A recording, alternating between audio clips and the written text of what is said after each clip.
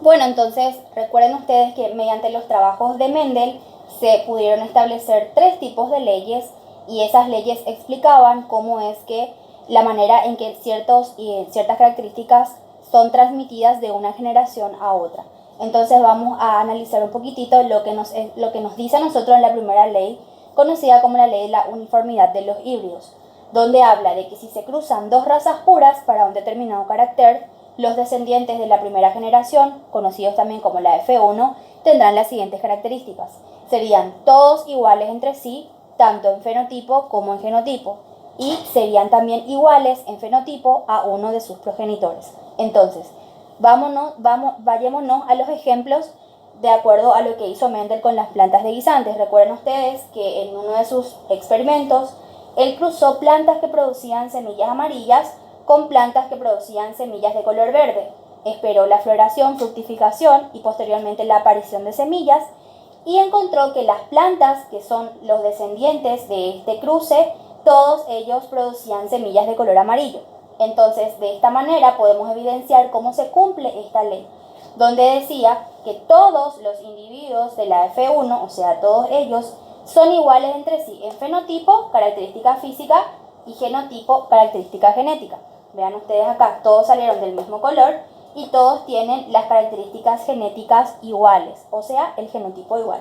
Pero también nos menciona que estos individuos van a ser igual a uno de sus progenitores en fenotipo, o sea, va a expresar la característica física de uno de sus progenitores. Y como verán ustedes, el color que presentan las semillas es el color de uno de ellos. Por lo tanto, se asume que aquí el gen que codifica o el gen dominante para un color sería el color amarillo, ya que en este cruce, donde los individuos de la primera generación son todos híbridos, de todos modos expresan el color de uno de ellos. Por lo tanto, se asume que este gen es el que es el dominante por llevar los alelos para el color amarillo.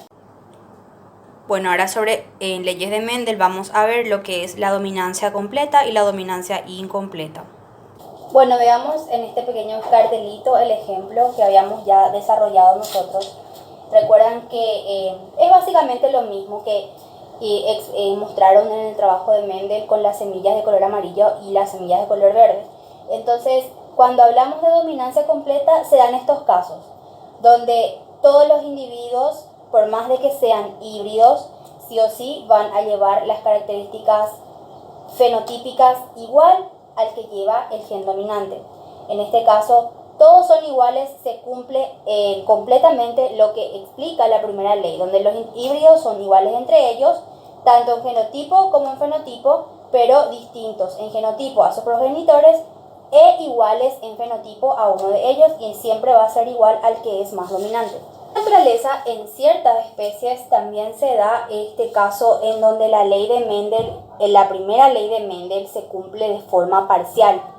Veamos el ejemplo en donde hacemos de vuelta un cruce entre dos organismos que son puros para una característica y observamos que como resultado de ese cruzamiento, los individuos de la primera generación son todos iguales entre sí, tanto en fenotipo como en genotipo.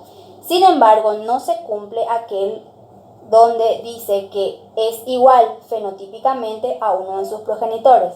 Entonces, estamos en estos casos ante lo que se conoce como la dominancia incompleta o intermedia, dado que por más de que presenten los genotipos, los alelos de aquellos que tienen genotipos dominantes, de todos modos el fenotipo se expresa de una manera intermedia.